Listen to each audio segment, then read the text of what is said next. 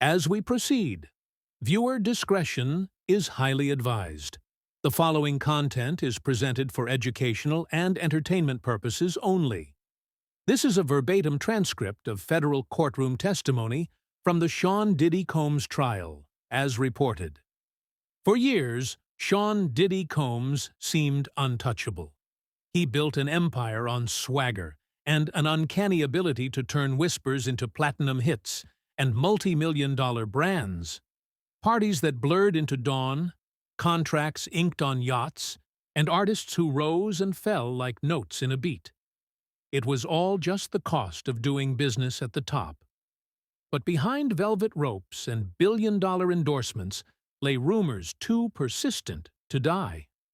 Closed-door threats, secret settlements, and powerful friends who looked the other way.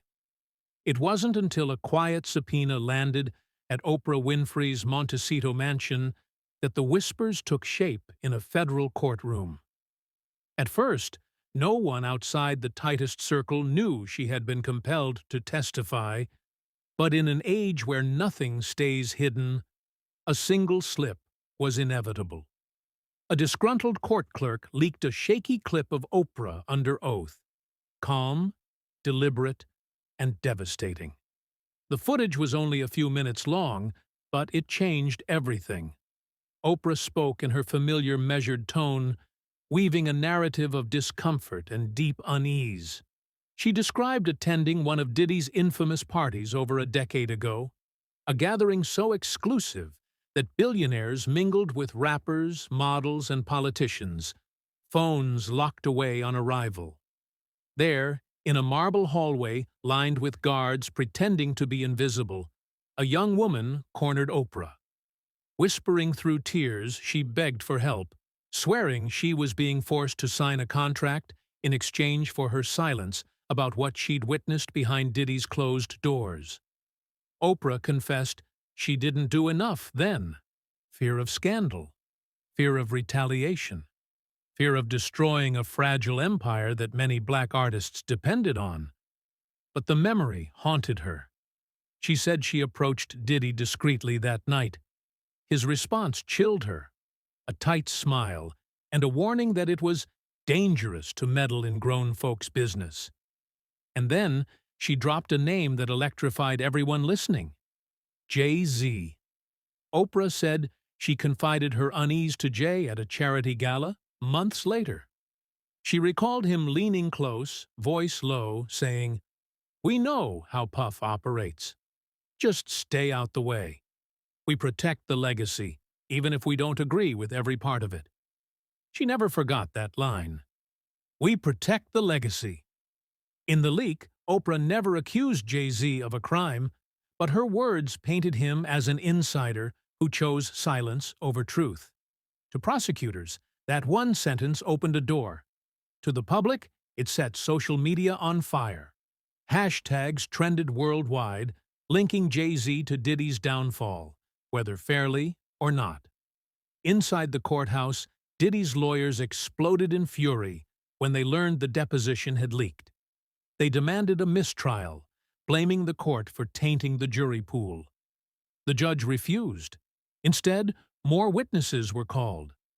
Former assistants testified about code words for cleaning up messes. Ex-bodyguards recounted hush money envelopes slipped under hotel room doors. An accountant, face hidden behind a privacy screen, revealed offshore transfers that funded settlements disguised as charity donations. Diddy, once the king of control, now sat stiff and unsmiling each day, flanked by his powerhouse legal team. Gone were the sunglasses and cocky grin. His eyes darted to the gallery, scanning for allies who no longer came.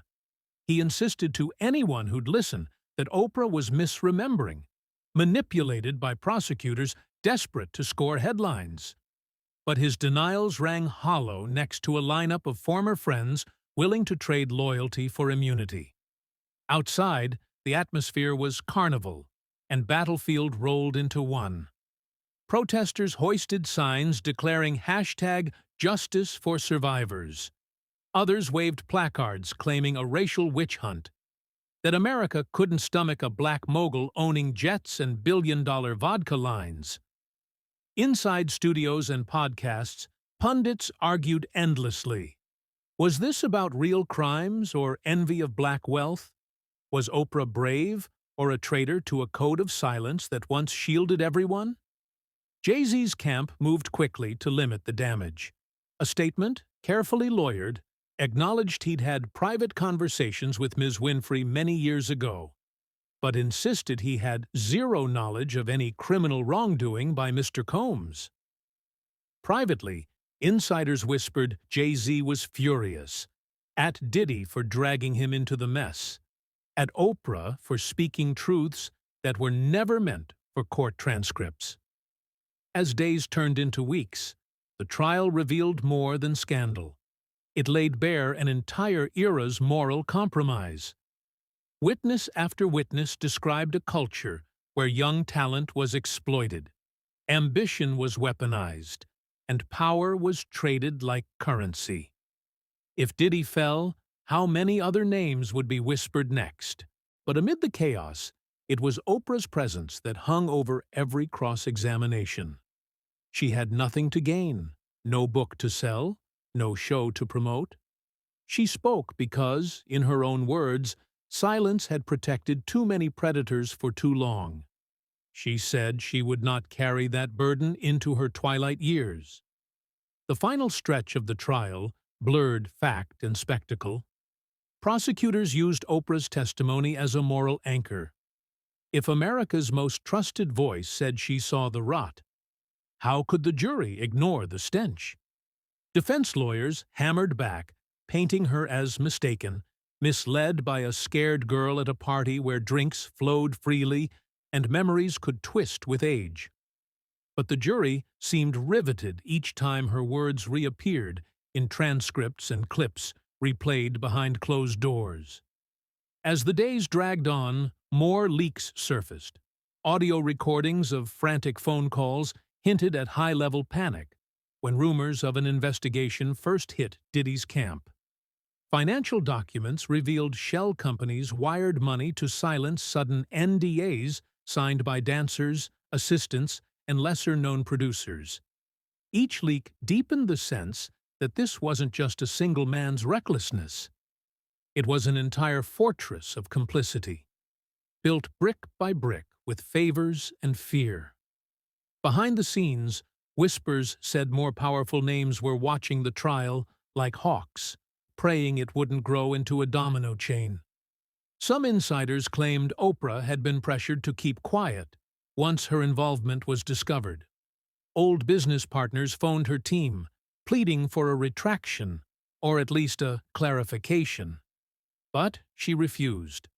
Her team leaked only one statement to trusted media. If my words help bring truth into the light, then the discomfort is worth it. For Diddy, every public statement he gave backfired.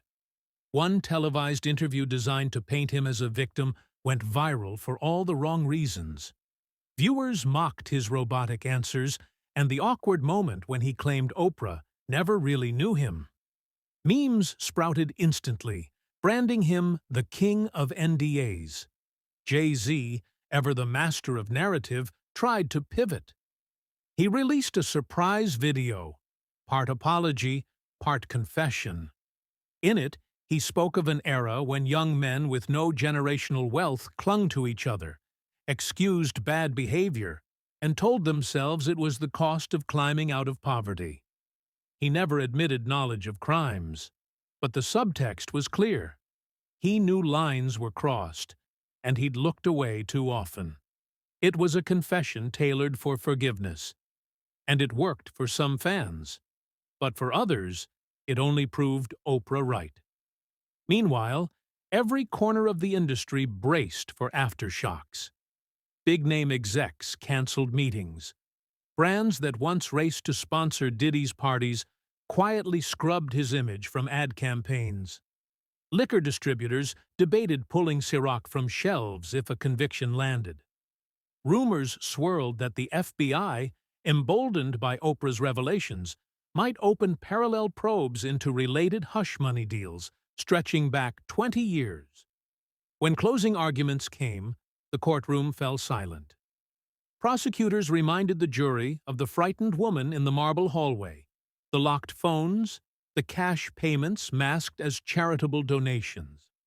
They painted a picture of an empire too rich for the law, until Oprah broke the code of silence.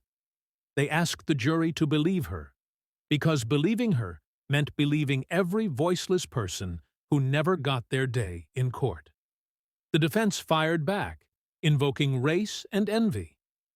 They claimed the government wanted to destroy another black billionaire to make an example of a man who built his castle from nothing. They pointed at Oprah as an outlier, a woman with no first-hand proof of any crime, just the weight of her reputation. They said if gossip and feelings could convict a man, no one would be safe. Deliberations stretched for days. Outside, crowds swelled. Some came to chant for justice, others to defend a fallen king. Hip-hop fans, activists, and gossip vloggers turned the courthouse steps into a carnival of slogans and cell phone live streams. Every few hours, someone shouted a rumor, that a juror cried, that there was a deadlock, that Oprah might be called back. Each rumor ricocheted across the internet in seconds. Finally, on a humid Thursday, the jury filed in. Diddy sat motionless, jaw clenched. He wore a plain gray suit, a far cry from his usual designer swagger. Reporters scribbled furiously. The lead juror stood, voice trembling as she read the verdict. Guilty on obstruction of justice. Guilty on multiple counts of witness tampering. Not guilty on the more lurid accusations that prosecutors couldn't nail down beyond hearsay. A murmur rolled through the room. Diddy barely moved. His lawyers promised an appeal before the judge even finished sentencing him to house arrest until final sentencing. Outside, the crowd erupted. Some cheered, some wailed, and somewhere in the swirl of camera flashes, the truth of Oprah's leaked words hung heavier than any single verdict. Oprah herself said nothing after the final gavel. She slipped away to her estate, declining interviews. But insiders claimed she'd been bracing for backlash, threats, lost alliances, calls from moguls who once called her family. It didn't matter. In the quiet, she'd done what no prosecutor, no tabloid, no canceled album could do. She cracked the wall of silence around an empire built on untouchability. In the weeks that followed, more lawsuits trickled in. Anonymous plaintiffs, emboldened by the spectacle, filed fresh claims against other executives, some with ties to Jay-Z's orbit. Legal teams huddled in skyscraper boardrooms, calculating what it would cost to keep new secrets buried. For the culture, the Diddy trial became more than a scandal. It was a reckoning with what it cost to turn flawed men into untouchable kings, what it meant when silence became the most valuable currency in the room. And at the center of it, a billionaire media queen once nicknamed Mother O had reminded the world that truth, once spoken, cannot be unspoken. As the dust settled, one question loomed, whispered in studios and streaming parties alike. If Oprah dared, who else might stand up next? Do subscribe, turn on notifications, stay vigilant on this channel. And remember, some secrets can't stay buried forever, because more witnesses are coming forward daily. New evidence is being uncovered.